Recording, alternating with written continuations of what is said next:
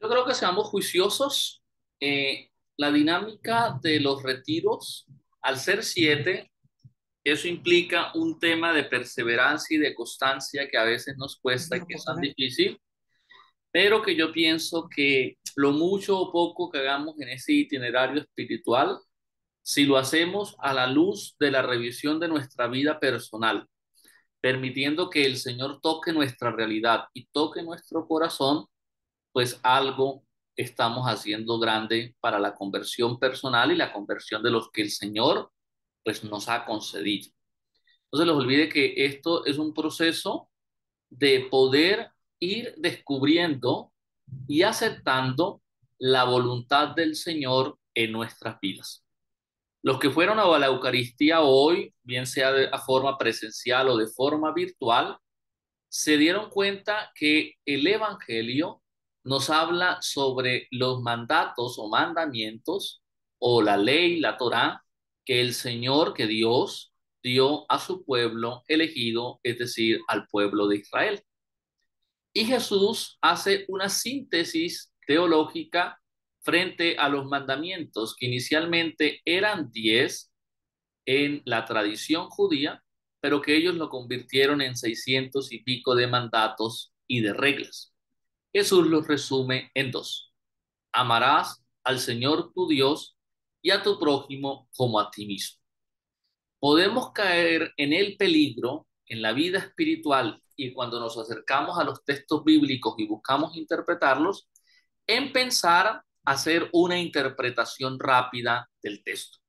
Les hago una pregunta y el que sepa puede responder.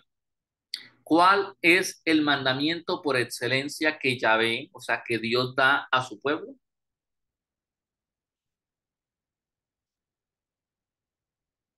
Amar a Dios sobre todas las cosas y al Amar a prójimo Dios sobre a ti por todas mismo. las cosas, dice don Fernando. ¿Quién da más?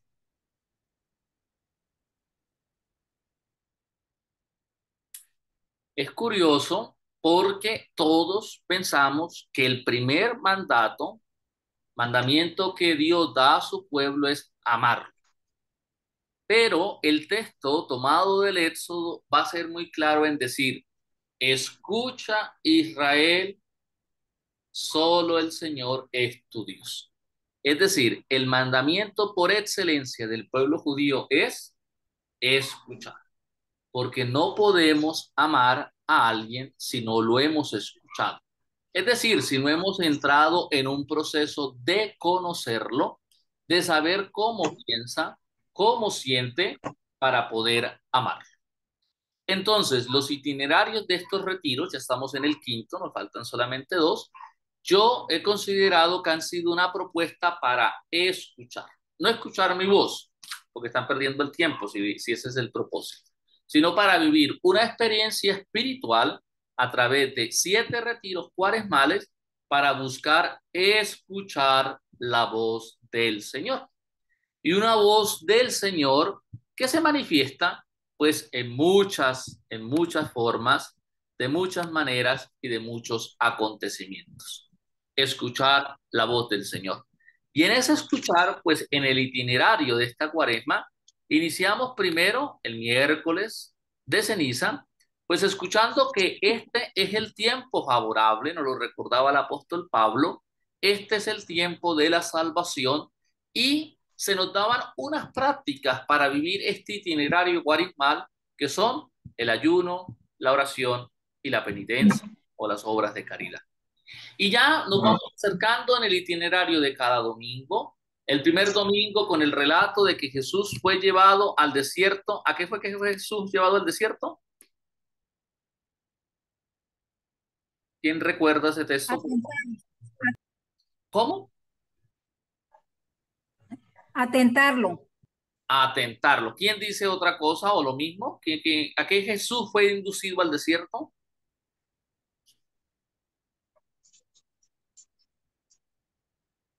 Muy bien.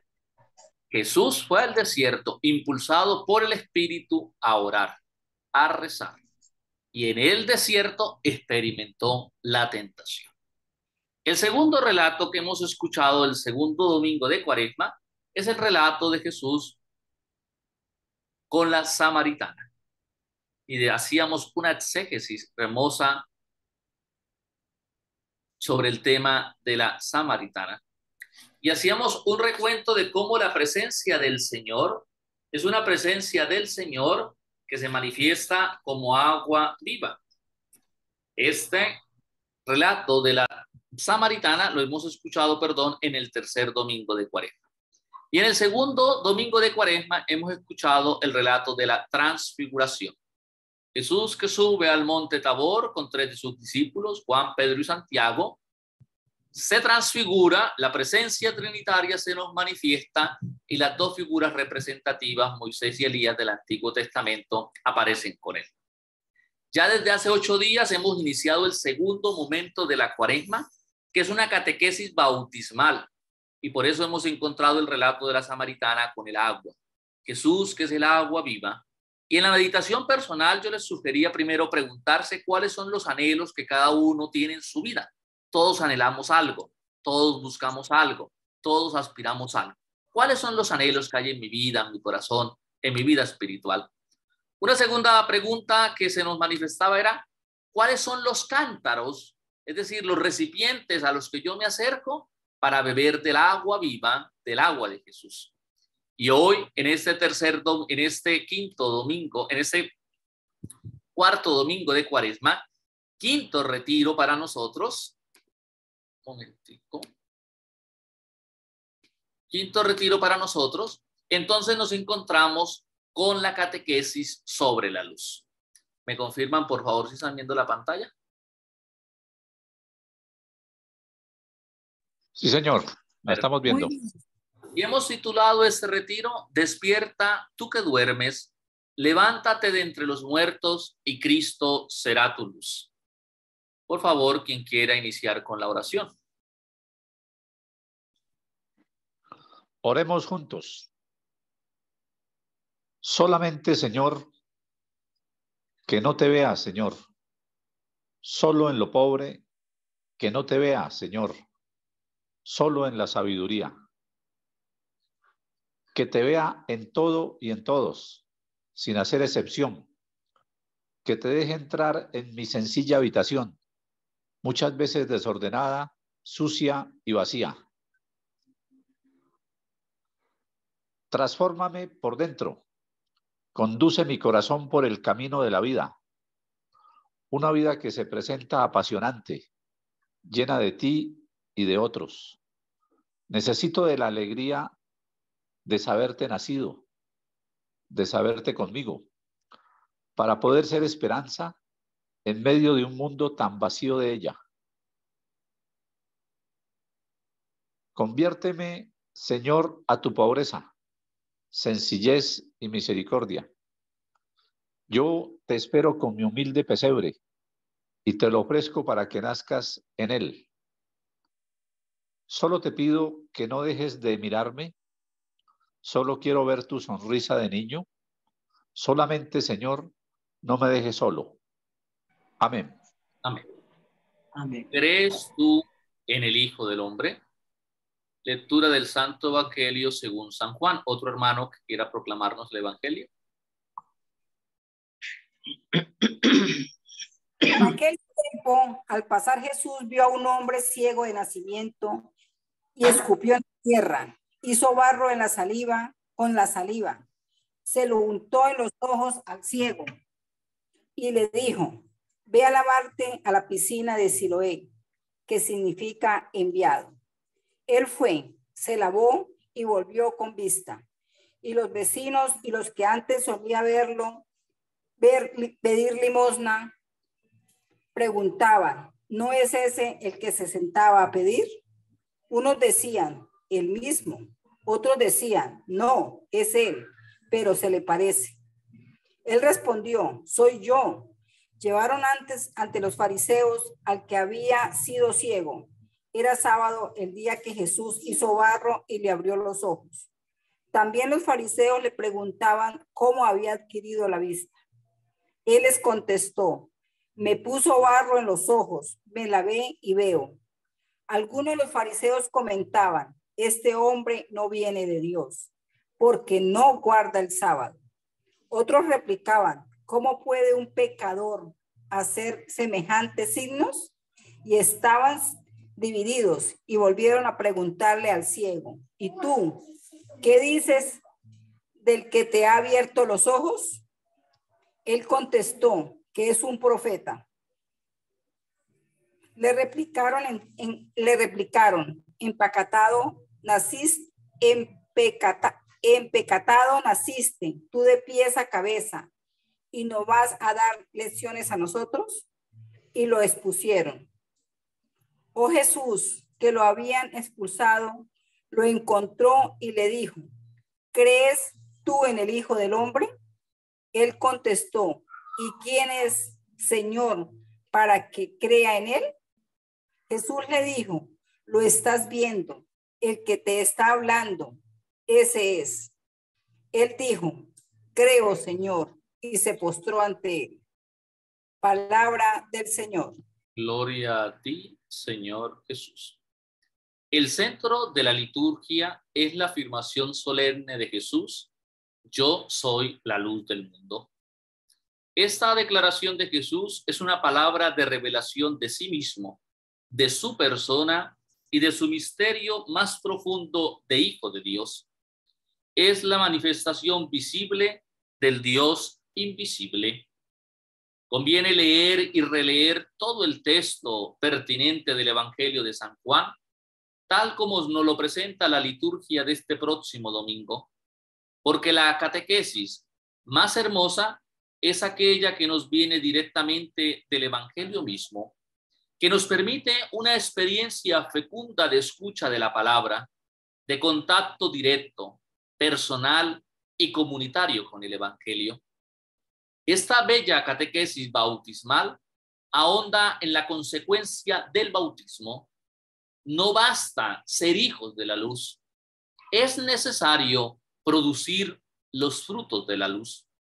El problema en esta narración no es el ciego, son los otros, los que ven, pero los que ven sin ver la luz.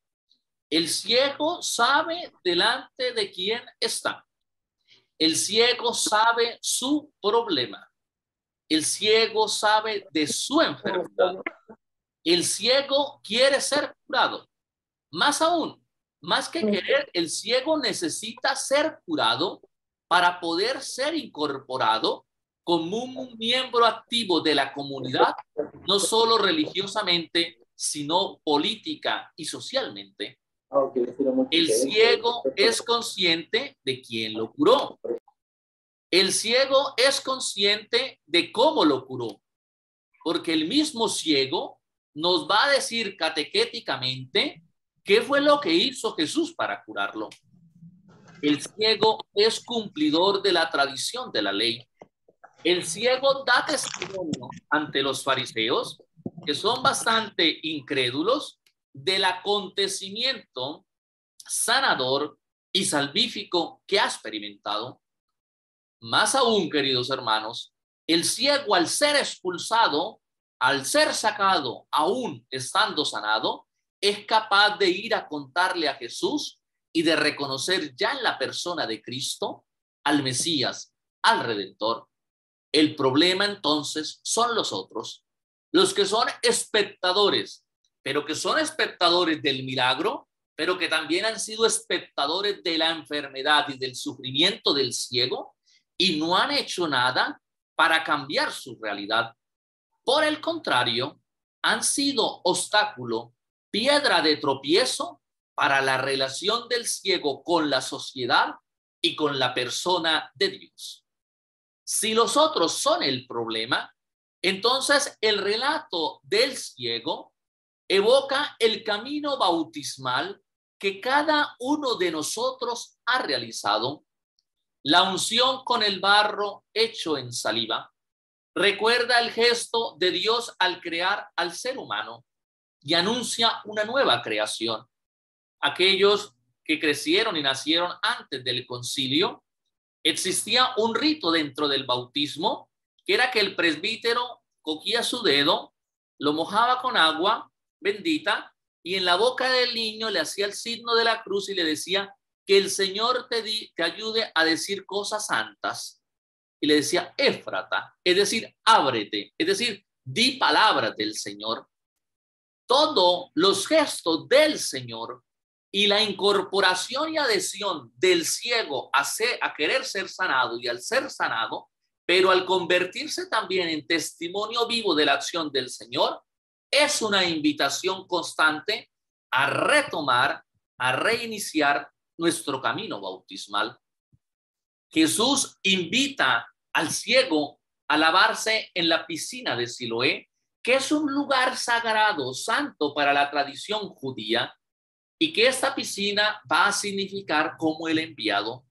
Y ese hombre va a pasar así de las tinieblas a la luz. Pero podríamos afirmar que no solamente es curado de una ceguera espiritual, sino de una ceguera existencial, de una ceguera viva. Es decir, sus ojos se abren para contemplar y para poder vivir, pero su mente y su corazón se abren para poder entender el suceso transformador que ha ocurrido en su vida. En el relato, este llamado de iluminación nos invita a tener una primera idea para acercarnos al texto. Este pasaje es ampliamente reconocido dentro de la literatura y el arte narrativo joánico. Cuando hablamos joánico, hablamos de la literatura de Juan, de la comunidad de Juan, frente a la escritura del Nuevo Testamento con algunos relatos. Y su belleza literaria es captada de innumerables formas y maneras en el antiguo oratorio, es decir, en las composiciones literarias, artísticas y lingüísticas en la tradición de la iglesia. El pasaje posee unidad de tiempo, espacio y tema, pero se da por supuesto que prosigue la celebración de los tabernáculos, que es una celebración de la ley de la religión judía.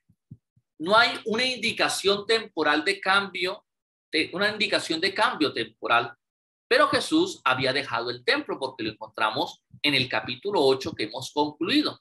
Y al pasar, vio a un hombre ciego de nacimiento, que ya es el capítulo 9 desde el versículo 1. En la definición de Jesús, yo soy la luz del mundo, que prepara el milagro de la curación del ciego de nacimiento, encontramos la clave para entrar en el gran misterio que contemplamos y que nos propone el Cristo como luz para nuestros ojos de creyentes. La luz, como el agua, como el viento, como el aire que respiramos, es un elemento natural. La luz es elemento indispensable para la vida del hombre y de la naturaleza, para que la tierra pueda reverdecer. Es más, la luz se identifica como la vida misma, venir a la luz, abrir los ojos a la luz, que equivale a nacer. Dar luz significa dar vida a un hijo. Así también la expresión cerrar los ojos a la luz corresponde a morir, es decir, a una negación. El relato nos presenta una exclusión no solamente social, sino religiosa. Es decir, el templo y la fe están siendo signo de exclusión en la época de Jesús. Aún más, en los 2000 años que llevamos de cristiandad y en nuestra actualidad, el templo, el lugar de la fe, la iglesia, puede ser signo de exclusión, de preferencias de unos pocos. Un ciego llega a la visión y la fe en el Hijo del Hombre, mientras que los otros judíos se mueven en dirección a la ceguera. Toda la revelación bíblica está transida por el tema de la luz. La historia de la salvación se abre con un acto creador de Dios que separa la luz de las tinieblas. Y dijo Dios, hágase la luz. Y la luz existió. Y Dios vio que la luz era buena y la separó de las tinieblas. Encontramos este texto en Génesis capítulo 1, versículos del 3 al 4. La luz, pues, creada en este acto primordial, como que prepara la sucesiva creación del cosmos, de la tierra, fecunda de los animales, la creación misma del hombre, animado por el Espíritu de Dios para vivir en la luz. La luz, dirías entonces, que no es solo criatura de Dios para vivir en la luz, sino que la luz es reflejo e irradiación de esa luz fulgurante que es Dios mismo. Señor, Dios mío, cuánto grande eres, cantaba el antiguo poeta bíblico, revestido de majestad y de esplendor, envuelto de luz como si fuera un manto.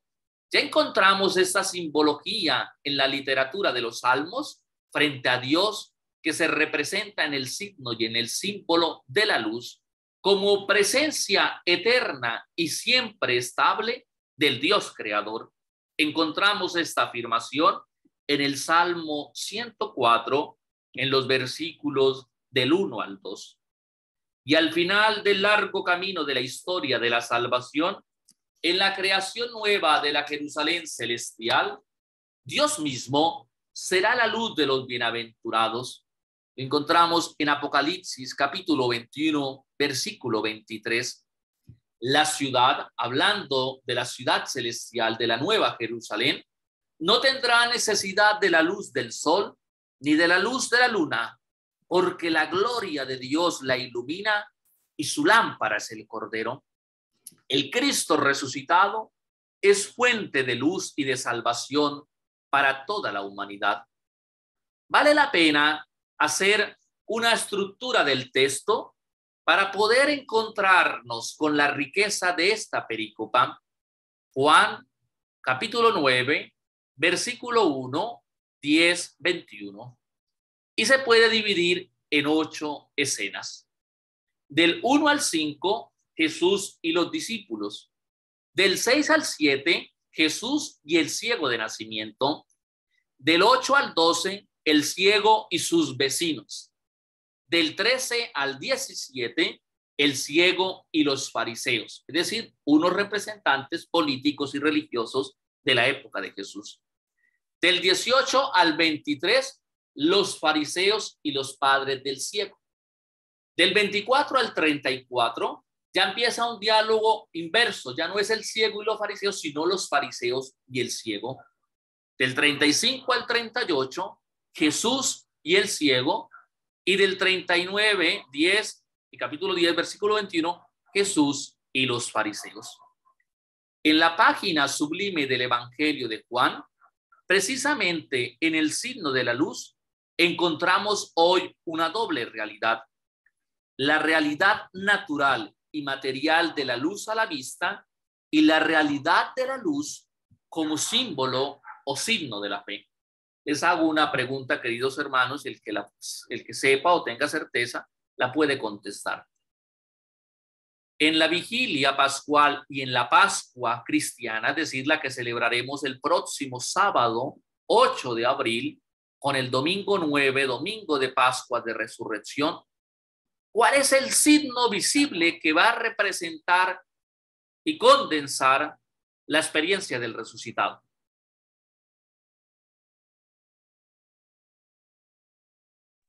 ¿Quién se atreve? El cirio pascual. El cirio pascual, muy bien. Es decir, la imagen del resucitado no es la imagen como signo y símbolo de la resurrección, es el cirio pascual. El cirio pascual es la presencia viva de Cristo en medio de su iglesia como luz resplandeciente que ilumina las tinieblas de todos los tiempos y de todos los espacios. Hay una primera contraposición. Jesús, luz del mundo, está frente a las tinieblas, representadas por la ceguera fisiológica del ciego de nacimiento, que saldrá precisamente de su oscuridad física y moral, reconociendo en Jesús al Salvador y creyendo a él. La sublime página del Evangelio de Juan sobre la curación del ciego de nacimiento es una divina pintura con colores vivos y tonos maravillosos de Cristo, luz del mundo, y del camino ideal de las tinieblas a la luz de la vida.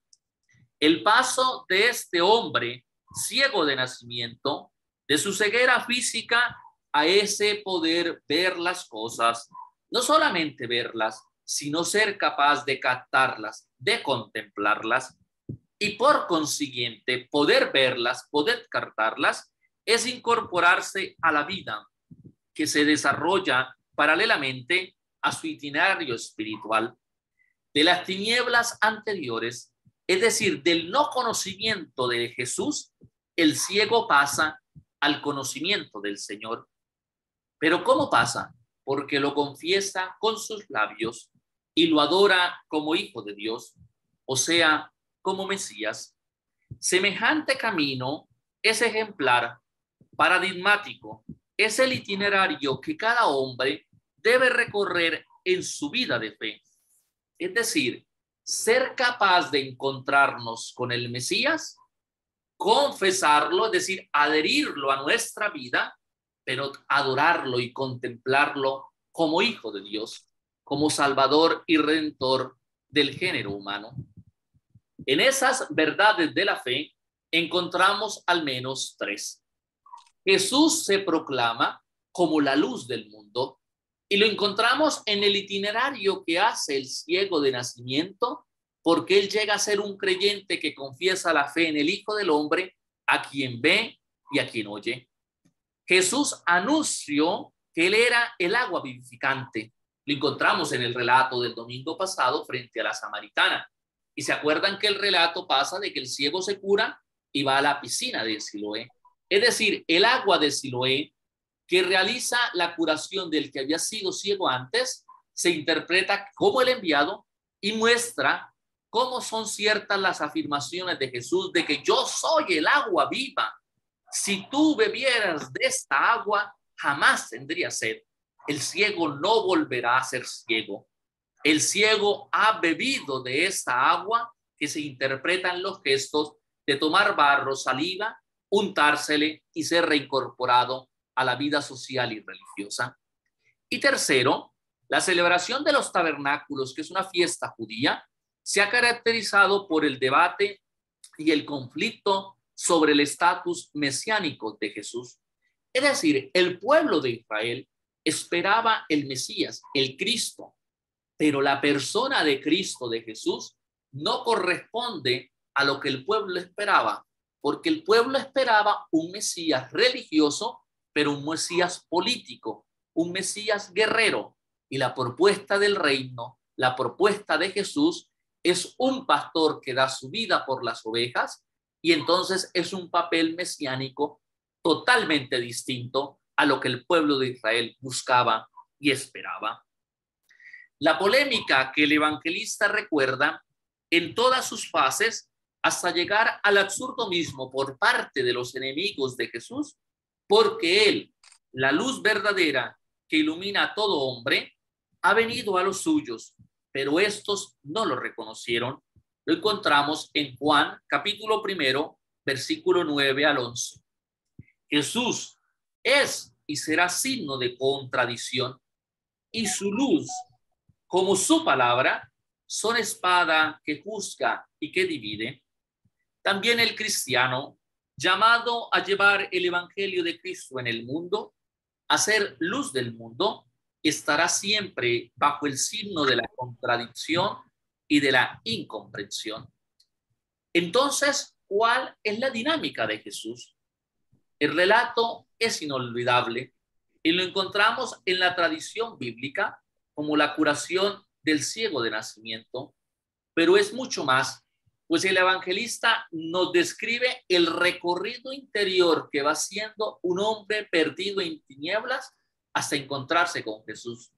Les pregunto, ¿cómo se llama el ciego?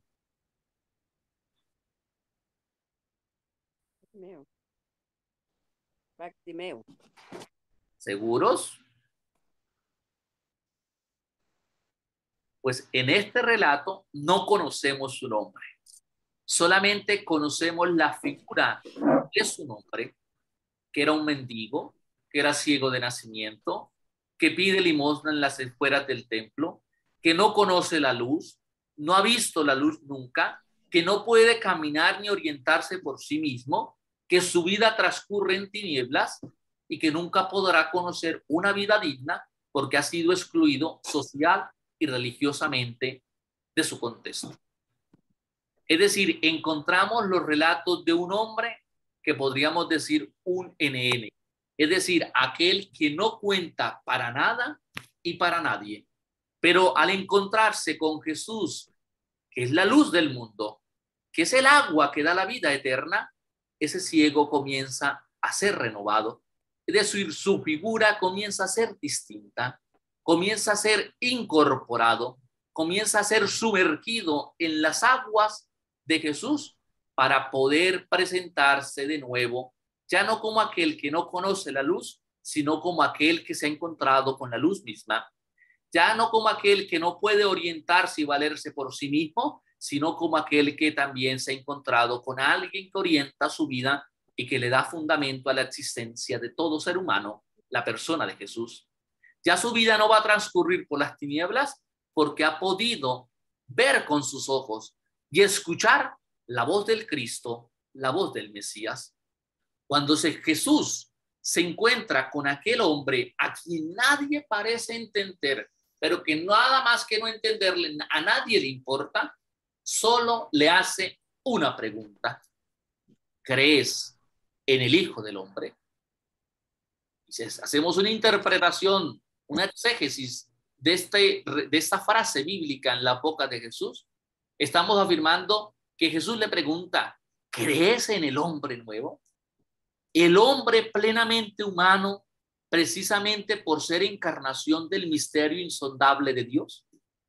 Pues curiosamente y salvíficamente, este NN que nos presenta el Evangelio tiene una actitud revolucionaria para su vida, pero para la vida de aquellos que verdaderamente están ciegos. El mendigo está dispuesto a creer, pero se encuentra más ciego que nunca y le dice: ¿y quién es, Señor, para que crea en él? Es una afirmación de la kenosis, de morir a mi voluntad, a lo que yo pienso y a lo que yo siento, para poderme encontrar con una propuesta concreta de salvación que se da en la persona de Cristo. Yo les pregunto, hermanos, en esta cuaresma permitiremos que el Señor nos diga: ¿verdaderamente crees en el Hijo del Hombre? Es decir, podríamos hacer el ejercicio. Esperanza, María de los Ángeles, Adrián, Alicia, Camilo, tía Carmen, tía Chila, Chechi, Fernando, Lucía y doña Lisa en México, María Elena, Martica Cruz, María de los Ángeles, Sandra, Socorro, Janet y Elsie. ¿Ustedes creen en el Hijo del Hombre? Y por la fe pueden afirmar: ¿y quién es, Señor, para que crea en él? Y nosotros somos bautizados. Nosotros hemos sido sumergidos ya en las aguas del bautismo. Nosotros nos hemos encontrado ya con la luz del mundo. Más aún, algunos son más viejitos que yo, han celebrado cuántas Pascuas y cuántas Cuaresmas y cuántos nacimientos. Y todavía estamos preguntando quién es el Señor. Todavía estamos buscando quién es el Señor. Todavía vivimos detrás de señores que son falsos y que son semidioses, que nos alejan como ídolos paganos de la presencia eterna de Dios, que ha hecho un plan de salvación que es válido para cada uno de nosotros. Nosotros sí le creemos el cuento al Señor de aquello que afirma Pablo, que valemos la sangre de Cristo y que Cristo pagó por nosotros, pagó la deuda en el madero de la cruz. O nosotros vamos viviendo nuestra vida con una ceguera espiritual, que solamente estamos cumpliendo una tradición religiosa espiritual, pero no hemos permitido beber del agua hasta quedar hartos, sedientos, hasta ese anhelo, poderlo vaciar totalmente en la persona de Cristo y poder desocupar los cántaros de nuestra ceguera espiritual y de nuestra vida estéril de la fe y poderla llenar de la presencia eterna y viva de Dios. Pero nosotros podemos y queremos dejarnos irradiar por la luz que penetra hasta lo profundo de nuestra vida, que es la misma luz que es Cristo Jesús. Esa sería una pregunta interesante, queridos hermanos, porque nosotros no vamos a ocupar y no podemos pretender hacer una exégesis, es decir, una reflexión personal sobre el texto esta semana, ubicándonos en el lugar del ciego. No, nosotros no podemos ser el ciego, porque el ciego no veía, el ciego no conocía al Señor, el ciego no había sido incorporado en la vida de los cristianos. Nosotros somos o los padres, o los israelitas, o los fariseos, o los discípulos. Es decir, ya hemos conocido de Cristo, pero no nos hemos adherido completamente a su propuesta del reino, a su propuesta de salvación. Al hombre curado se le pide que dé un paso adelante en su camino hacia la luz y la visión verdadera. Y ahí viene otra pregunta. ¿Estamos preparados para aceptar que en Jesús, el hombre que está ante él, a quien puede ver y oír, encontrará la revelación de Dios? Pues el ciego dice, Señor, creo. Y en la respuesta anterior que dio a Jesús, se dirige ya a él como Señor, como el Kyrie, es decir, como el Redentor, como el Salvador. Y ya reconocer a Jesús como Señor es un acto de veneración y aceptación de Jesús. Kyrie eleison, diríamos nosotros en el ritual de penitencia en la Eucaristía, es decir, Señor, ten piedad. Ese Señor, con S mayúscula, es un acto de veneración y aceptación de Jesús. Por eso es tan peligroso estar detrás de algunos señores que no son los señores y que no pueden ser el Señor de nuestra salvación. Finalmente, ya con este acto público de veneración, de adoración a la persona de Cristo, se postra con fe ante Jesús, el que da a conocer a Dios, el Hijo del Hombre, el enviado de Dios, la luz del mundo. Las palabras que Jesús dirigió a sus discípulos al principio se han hecho ciertas. El camino de este hombre desde la ceguera hasta la visión era para que se manifestaran en él las obras de Dios.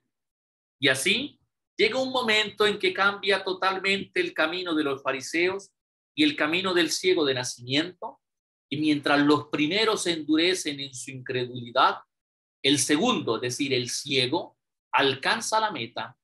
Esto es la confesión y adherirse a Jesucristo, la profesión de fe. Aquellos, en efecto, primero niegan el hecho, el milagro, luego dudan de la identidad del agraciado al punto que llaman a los primogenitores de este para que den testimonio, y estos habilidosamente responden, sabemos que este es nuestro hijo y que nació ciego, como ve ahora no lo sabemos, sí sabemos quién le ha abierto los ojos. Presten la atención, o sea, no saben quién, no saben qué ha pasado con él, pero sí saben quién le ha abierto los ojos. Pero son cobardes los papás. Pregúntenle a él, edad tiene para que hable por sí mismo. Esto pareciera a los papás de nosotros diciendo, ya tiene edad el muchachito para que responda por sus actos. Pues los que estamos en este retiro, los que verán muy seguramente el video pregrabado, ya estamos en edad para dar testimonio de nuestra fe y para dar cuentas de nuestra fe. Si en el bautismo, por la figura de nuestros padres y de los padrinos, ellos asumieron la responsabilidad de educarnos en la fe y de hacer de nosotros niños que como el niño Jesús creciéramos en sabiduría y gracia delante de Dios y de los hombres, ya nosotros estamos en edad de dar testimonio de la persona de Cristo. El hombre curado, en cambio, como la samaritana, recorre su itinerario de fe y así pasa de la ceguera a la luz, de la ignorancia de Jesús a la confesión explícita de Mesías y de su divinidad. Las etapas principales de este camino bautismal, queridos hermanos, son estas. Del inicial, no sé, que lo encontramos en el versículo 12. El ciego pasa a afirmar que Jesús es un profeta. Lo encontramos en el versículo 17. Que viene de Dios, lo encontramos en el versículo 33, para finalmente adorarlo como Dios. Yo creo, Señor. versículo 38. Es decir, es todo un proceso y un camino y un itinerario espiritual.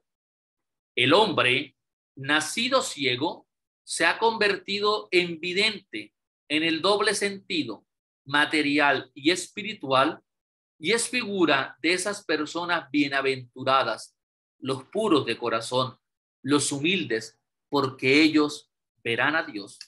Lo encontramos en Mateo capítulo 5, verso 8. Queridos hermanos, el bautismo nos ha constituido hijos de Dios porque nos ha arrancado del poder de las tinieblas y nos ha injertado en Cristo, luz del mundo. Por el bautismo, cada uno de nosotros hemos recibido la vocación y hemos sido consagrados como sacerdotes, profetas y reyes. Pero esto lo había dicho en un retiro anterior. Por el bautismo nosotros hemos recibido 3 gracias. Hemos sido liberados y borrados del pecado original. Hemos asumido nuestra condición de hijos de Dios y hemos sido incorporados como miembros vivos del pueblo de Dios, de su iglesia. Esa luz entonces debe llevar a nuestro mundo postmoderno, ensombrecido por luces ilusorias, llevemos la llama de la luz de Cristo y así no solamente podremos decir hemos visto al Señor, sino que somos capaces de comunicarle al Señor. Muchas veces a lo largo de la vida nos hemos preguntado, ¿quién es Jesús? ¿Quién es el Cristo?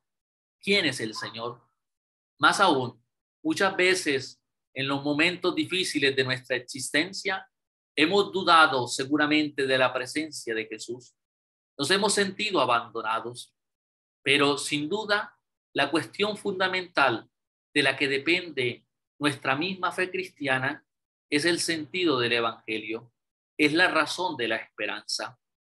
No basta con decir que somos, sino que nuestra vida debe dar testimonio de aquello que decimos ser. Nosotros, cada uno, debe vivir una experiencia transformadora con la realidad de Jesucristo, es decir, con el Hijo de Dios e Hijo del hombre, con el verdadero Dios y el verdadero hombre, con esa gran novedad, la absoluta novedad del cristianismo, pues en esta fe vive y cree la iglesia en que Jesús es el Señor, en que Jesús es el Salvador. Entonces, queridos hermanos, ¿cómo podremos traducir en hechos de vida el mensaje que hemos escuchado? Yo les propongo al menos 3 cosas para que fortalezcamos y fortalezcan en su vida. ¿Ustedes quieren adherirse a Jesús? ¿Ustedes quieren vivir una vida de intimidad con el Señor? ¿Ustedes quieren permitir que el Señor sea el Señor? Eucaristía. Eucaristía diaria. Y si no podemos Eucaristía diaria, todas las veces que en semana podamos ir a la Eucaristía. Sin falta alguna Eucaristía dominical. Porque en la Eucaristía nos alimentamos del pan del cielo. Nos alimentamos de Cristo. Es decir, nos alimentamos de aquel que es el Señor. Eucaristía. Segundo, la palabra de Dios. Acercarnos a su palabra. No basta con oír. Somos especialistas en oír. Nos necesitamos escuchar. Acercarnos a su palabra para buscar qué es lo que el Señor quiere decirnos para nosotros. Al menos un testigo bíblico al día. El Evangelio al menos. Yo les decía que podían descargar hace días el Ordo Colombiano, si lo encuentran en la tienda de cada celular, y descargan para poder orar. Descarguen la Biblia, las Sagradas Escrituras, la Biblia de Jerusalén o la Biblia del pueblo de Dios. Cada día lean un testigo, un salmo. Si quieren, empiecen con los salmos, que son salmos que nos ayudan a orar, a encontrarnos con el Señor. Un párrafo, un versículo, la palabra de Dios. Y tercero, la Virgen María. Ella, como fiel discípula, como seguidora perfecta de Cristo, nos enseñará el camino, pues por ella, Jesús vino al mundo, por ella Dios hizo el plan de salvación, y ella, con una respuesta, pero con una actitud concreta, María supo escuchar al ángel. Pero no bastó con escuchar al ángel, sino que supo escuchar que la voz del ángel era la voz de Dios. Eucaristía, palabra de Dios y amar a la Santísima Virgen. Bajo estas instancias encontraremos el amor del Padre, que por nosotros los hombres ha recorrido el Señor el camino del siervo doliente de Yahvé hasta la cruz. Esa misma instancia del amor hacia Dios y hacia los hermanos debe mover el corazón y la vida de todos los que queremos ser discípulos de Jesucristo, Mesías de la cruz. Gloria al Padre y al Hijo y al Espíritu Santo, como era en el principio, ahora y siempre, por los siglos de los siglos. Amén. Antes de venir a entrar a las preguntas de meditación, no sé si tienen alguna pregunta o algún eco. ¿O quedó todo plenamente confuso?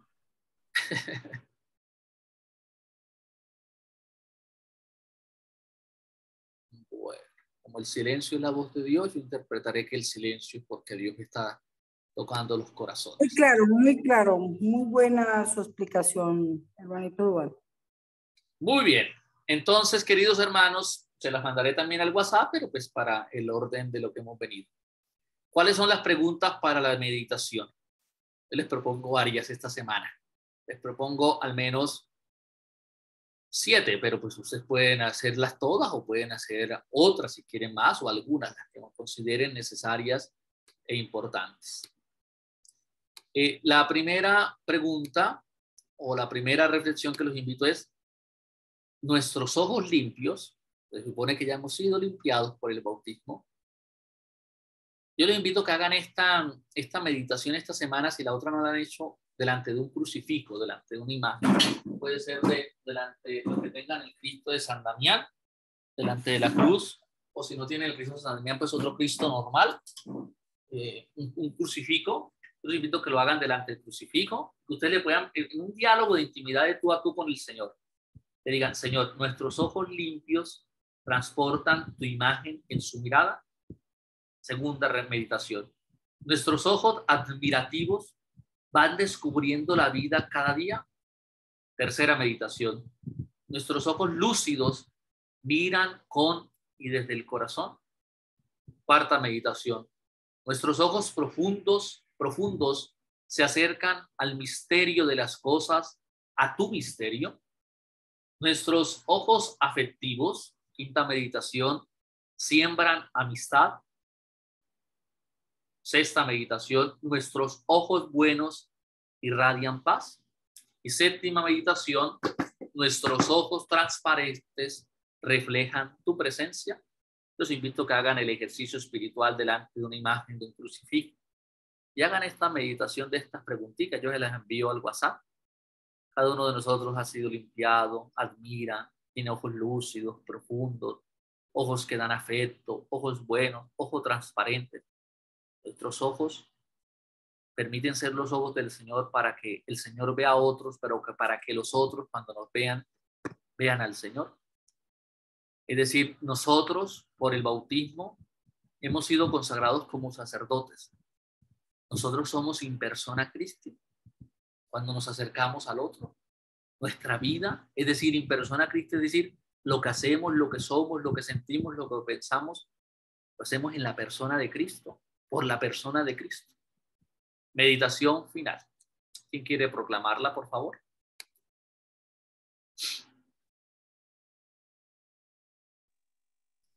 Que hay un pedazo que está ilegible. Ya. La luz vino al mundo. San Agustín señala que Jesucristo fue elevado sobre la tierra para ser visto por todos, para declarar su amor a toda la humanidad. En este domingo acerquémonos con alegría al sacramento de la reconciliación. Festejemos con Jerusalén y gocemos con ella, porque el Señor ha estado grande con nosotros y estamos alegres. Dios nos ama con amor de cruz. Bueno, queridos hermanos, así hemos llegado al final de nuestro quinto retiro. Ojalá sean juiciosos en la meditación personal, ojalá sean juiciosos para hacer el itinerario. Vamos a concluir con la bendición de nuestro Padre San Francisco, implorando que el Señor, que conoce los anhelos de su corazón, sus proyectos, el Señor que conoce todo lo que hay en sus mentes, en sus corazones, el Señor les ayude a cumplir todo lo que desean. Que el Señor bendiga a sus familias, bendiga a sus seres queridos, bendiga a las personas con las que comparten la vida diaria, en la familia, en el trabajo. Y que ojalá cada uno de nosotros pueda ser rostro y reflejo del Señor que ha entrado y que nos hemos encontrado en nuestra vida con Él y que le hemos permitido ser el Señor de nuestra vida. A cada invocación respondemos amén. Que el Señor los bendiga y los guarde. Amén.